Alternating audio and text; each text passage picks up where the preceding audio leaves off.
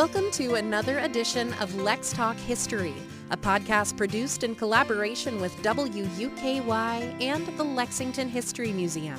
Now, here's your hosts, Lexington History Museum Executive Director Mandy Higgins and WUKY's own Alan Lytle. Welcome back to Lex Talk History. I'm Alan Lytle, and Mandy is with me today in the studio. And wow, May has come and gone, and now we're looking at June here. Thank God. It's time.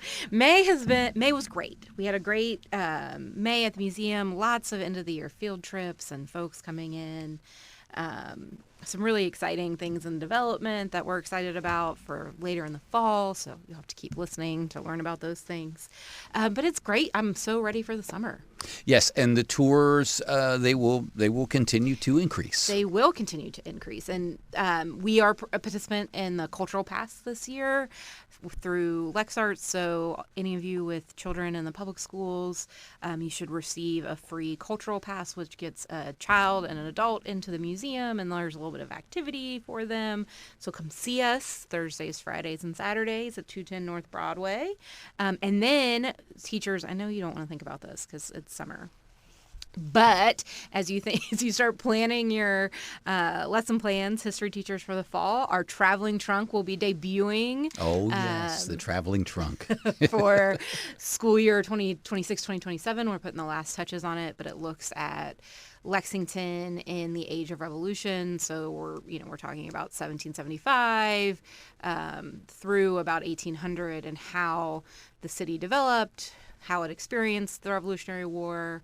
And we know that Kentucky requires you to bring in Kentucky history, so you might as well bring in home history while you're doing it. It'll be great activities for students geared 3rd grade to 8th grade, and hands-on reading, maps, all kinds of things. So the learning never ends. Never ends. You know, and we've got some knowledge to drop on our listeners today about some things that are happening in June. Yeah, we're so excited. So let's get into our June podcast. Before I introduce our guests, as usual, I'm going to give a quick overview.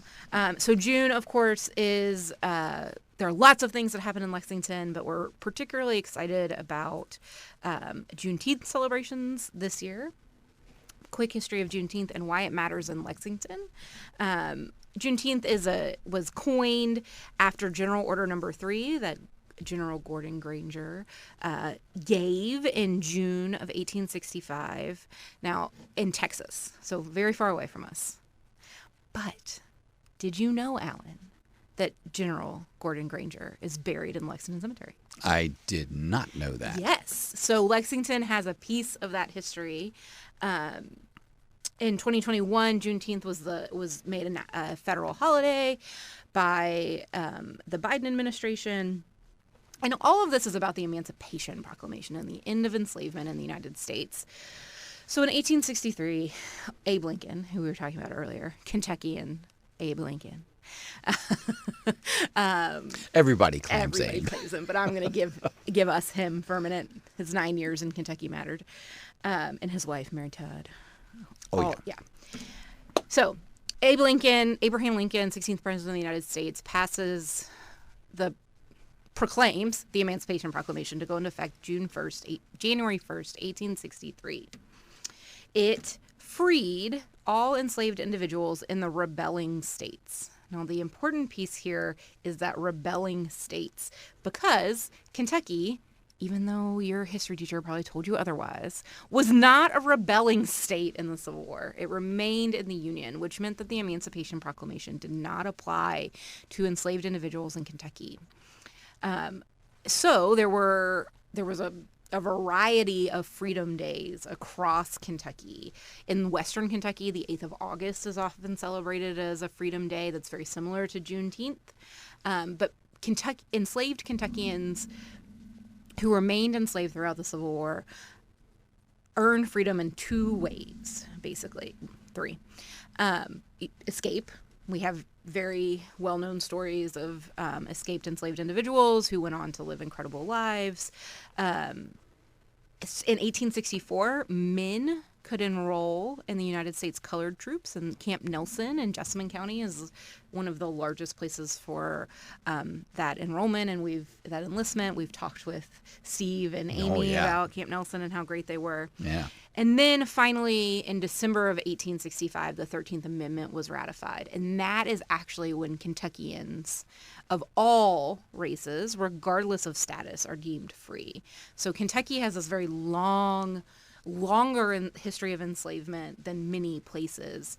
But that doesn't mean we don't value and celebrate and have a meaning and a connection to Juneteenth beyond Gordon Granger.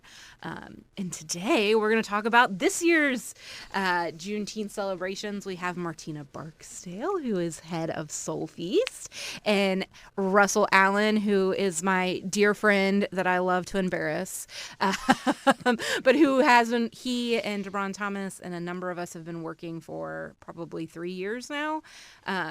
Really dedicated on getting an EJI marker that's going to be dedicated as part of Soulfeast Week. Thank you for being here, Martina and Russell. Yeah, thanks for having. Yeah, thanks for having us. So, Martina, we'll start with you. Tell us a little bit about Soulfeast Week, where it came from, what you're doing. Yeah, so Soulfeast Week is a 10-day celebration of Black culinary and agriculture in Central Kentucky. We've partnered with Black Soil Kentucky since inception, and so everything that you have during the week, at least one ingredient is sourced directly from a Black farmer here in Kentucky.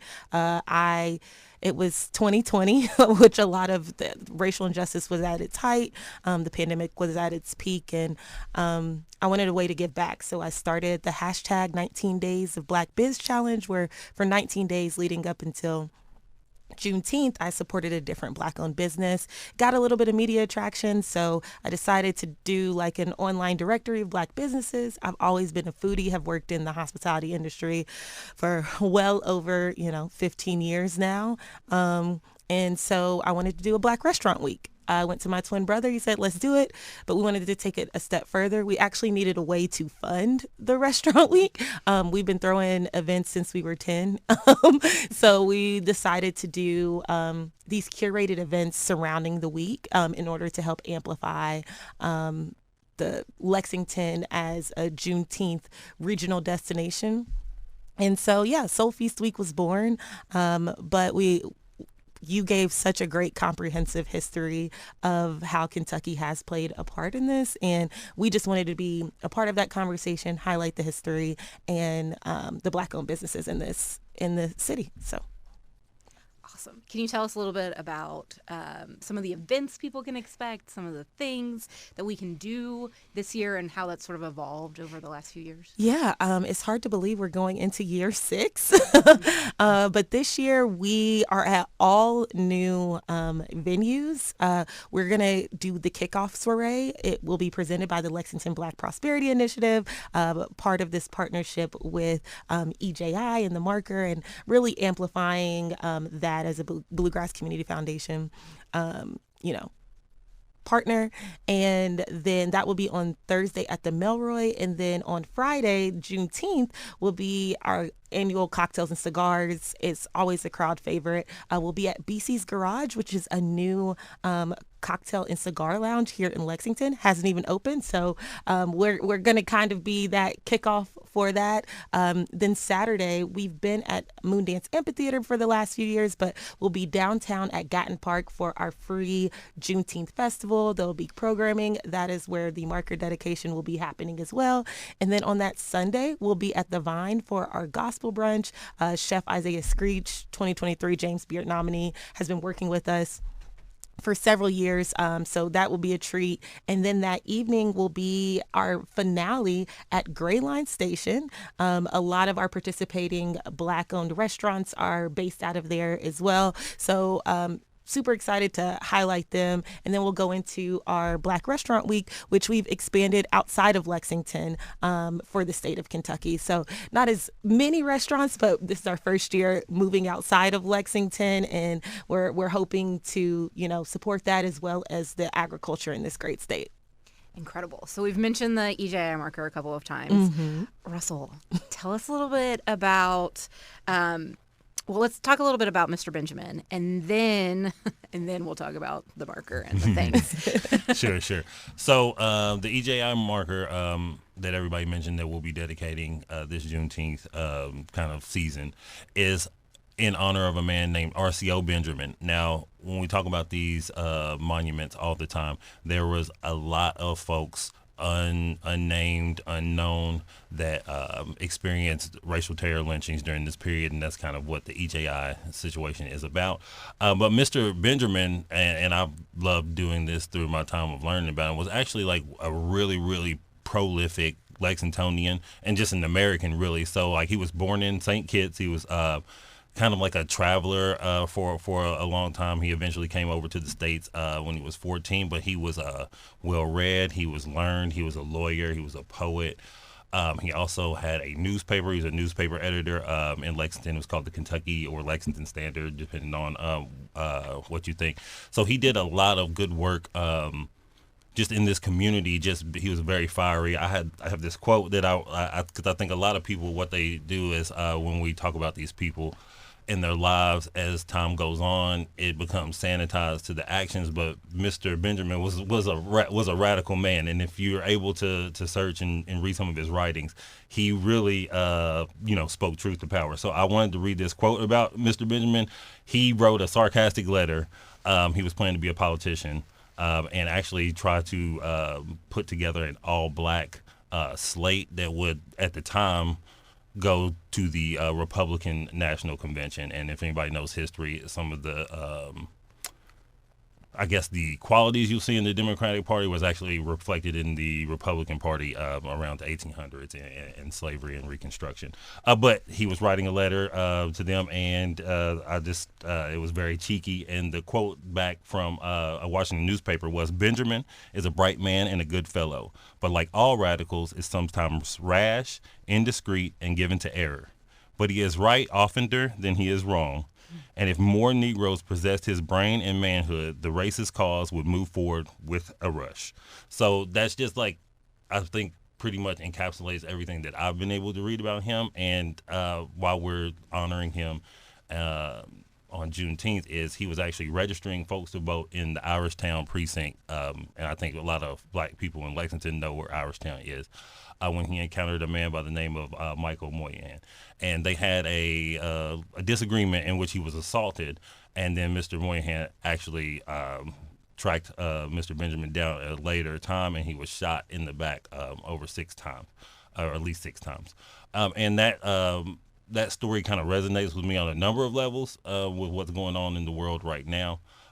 We see our Voting Rights Act that kind of was like the underpinning of all the work that kind of started from that period being gutted, and all of the black voting power being dispersed and kind of diluted. And then also on top of that, you see all the racial terror shootings. Like you can see like a one-to-one or like a symmetry in what happened to Mr. Benjamin. So we just want to honor a Lexingtonian like that. I think that's important, just being from Kentucky. I think Mandy even touched on this. A lot of people misconstrue our history, and we actually have a really rich black history, a really rich radical history. So I'm glad we're finally getting to highlight that. Yeah, I mean, this has been work that you have been a part of since at least 2018. Can you talk a little bit about one, trying to get the marker and working with EJI, and 2, why Mr. Benjamin is where we started? Okay, yeah. So with the EJI marker, if you want to go back to 2018, that was towards the end of the movement Take Back Cheapside that I co-founded with my friend DeBron Thomas. We got 2 Confederate monuments removed from our downtown square. And in that work, we had a 3-point plan, which is, of course, there was a monument speaking to the fact that Lexington's downtown square was actually a slave auction market, and that marker was vandalized and destroyed. We wanted that marker put back. Of course, we wanted the statues removed. And then the 3rd point was a more overarching point, which is we wanted to make that space safe and inclusive for everyone. And one of the things that we highlighted was telling history. So in 2018, we reached out to EJI, but we were unable to complete the mission. And I think last year or the year before that. Hadil Abdullah, UK student, I think.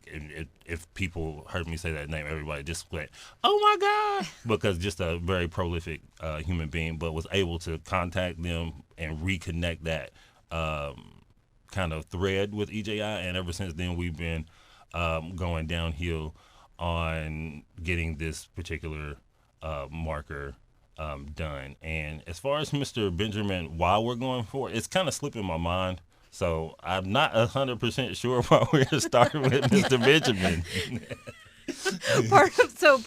Some like inside baseball of this. Part of the application was proving that these events happened, which is Martina's making a face, and that's correct, right? Like there was sort of there's an impetus to make sure that if we're going to put this in pressed metal, that we're telling the truth and we have proof.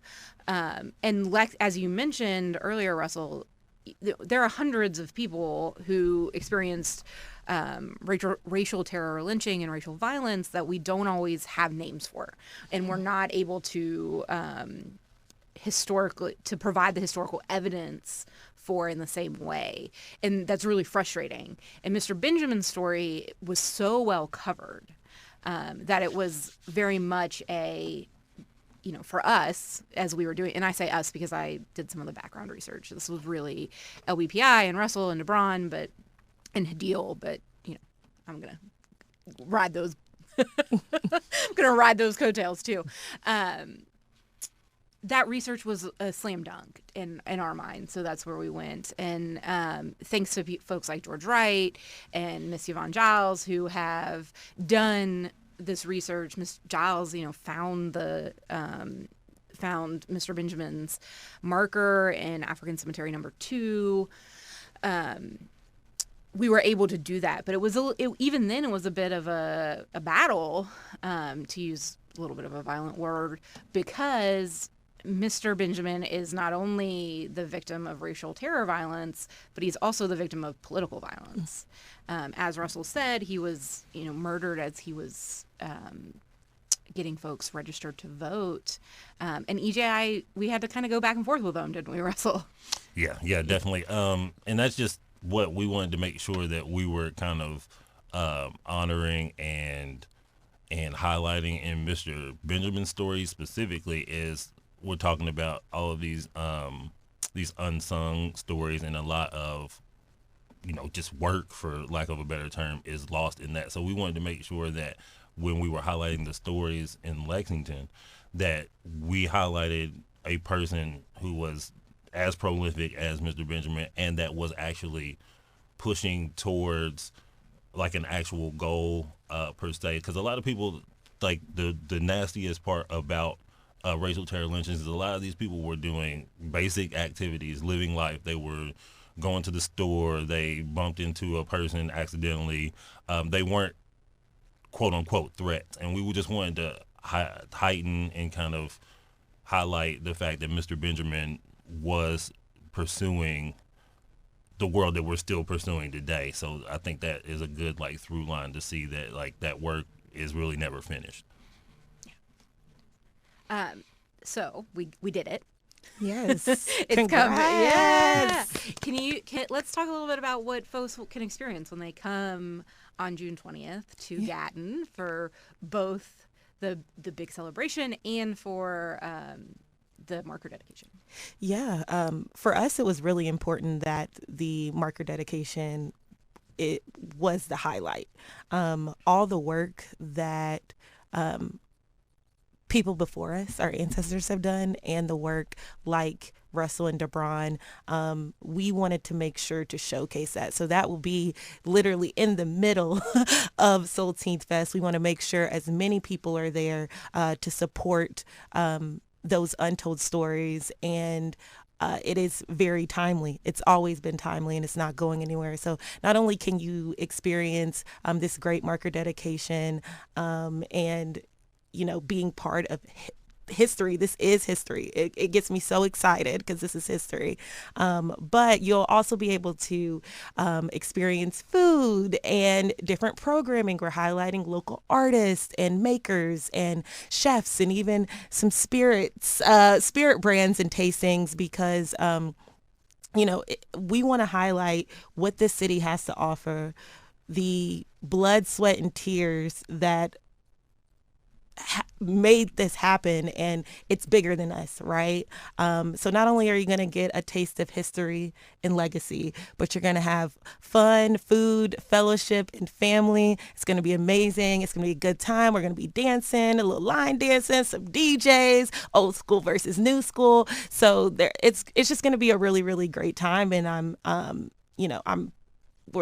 I'm honored that we're able to do it on the soil that this happened, and at Gatton Park, a new downtown park that we're increasing accessibility. So this is free. I mean, donations still accepted because we got to raise money. But, even with all of our events, we do a proud to pay pricing to create less of a barrier for people to come and have a good time here. So you made a good point, and I hope, Russell, you can pick it up. On the soil. So why is this marker going in Gatton? Can you make that connection with? So actually, when we were doing the research and locking in, we were able to pinpoint the actual area where Mr. Benjamin would have been slain is in that area of Gatton Park. So when we were talking about that, it was very important that because there are other lynchings that have happened in Lexington that have different areas, but it was very important that this one, kind of going to your point of why we went with this one first, it was very important that it was in a centralized location where people can be, where people will be, so they can see that and make sure that the maximum amount of people are able to interact with that and engage with that information and reflect on what it means. Just like, this is our park, this is our communal space, but there are times where that communal space can be, that peace can be kind of shaken. So just hopefully people think about what that means. And the soil collection is a EJI kind of staple thing, which is to kind of, for me personally, it kind of signifies like collecting the energy, collecting the spirit of what happened in that space, because a lot of people, like, the earth and us, we're all connected, and like there is like memory, like to a certain extent, that is like housed in that space. So collecting that soil, collecting that memory, that remembrance is really important to that project. And that was like one of the most powerful things to me when I was able to go and see it in Alabama, is just the wall of clay, dirt, potting soil, like all different types of dirt, different regional things that are a part of the earth, but that kind of ties together just how prevalent those racial terror lynchings were. Yeah, so that soil collection will happen as part of the dedication ceremony. And what EJI asks is that 2 jars are collected. 1 jar remains in the community, and 1 jar is sent back to Birmingham. So the jar that is going to remain in Lexington will be part of the Lexington History Museum collection. And on display, we'll obviously loan it. If folks want it at a church or it needs to go somewhere, we're happy to loan it out. But so Juneteenth is the big day, right? The Soulfeast celebration is the big day. In October, on October 1st, which was the last day that Mr. Benjamin was alive, we will be having the soil dedication ceremony at the museum and a live reading of a radio play about Mr. Benjamin's life. So this is, we get to kick it off and keep it going with his legacy. We missed something, though. What time should people come to Gatton? Yeah, so we'll be at Gatton 2 p.m. to 9 p.m. The dedication will be around that 4:30ish. We are still firming up the programming. But yeah, I would say I would love for people to be there all day. But if you want to get there about 4 o'clock, we'll be kicking off the dedication shortly after. Is there anything else you want to share with listeners about this or any of the work? No, I just continue to support. You get to choose where you spend your money. You get to choose where you spend your time. And this is really a community effort. And I believe in collaboration because we are stronger together. We can go further together. And so just follow Soulfeast week, and support the cause, support the tickets, and please be at the dedication, because that's what I'm looking forward to the most about this full week. I know there's a lot of different moving parts, but we really do want you to support the great people in this community, and this is one way to do that. Yeah, and we can put up a link on this podcast to Soulfeast Week, and you get all that information at your fingertips. Yep. Thank you all so much. We're so excited for the whole week and for the marker dedication, and to really, to see what 8 years of effort have led to. Yeah.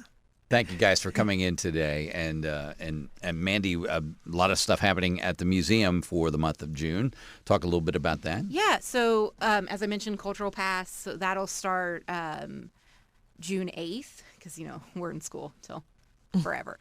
So that'll start the week of June 8th. Juneteenth, June 19th, will be a free day at the museum, 12 to 4. So after you celebrate a sense of place in Fort Springs or whatever else you're doing, from 12 to 4, come out to the museum. We'll have a number, our exhibits will be open. You can learn a lot about Lexingtonians who have made a difference, and who have found ways to celebrate and find freedom in the United States. And then we'll be doing our thing through most of June. And in July... I was going to ask about July, because that's coming up. Oh, how is July already coming up? July is technically the 250th anniversary of the signing of the Declaration of Independence. So while the museum will continue to have intersections up, which was our exhibit for Lexington's 250, because we are older than the United States. Just saying. That will run through July. And on this here podcast, we will have something a little different.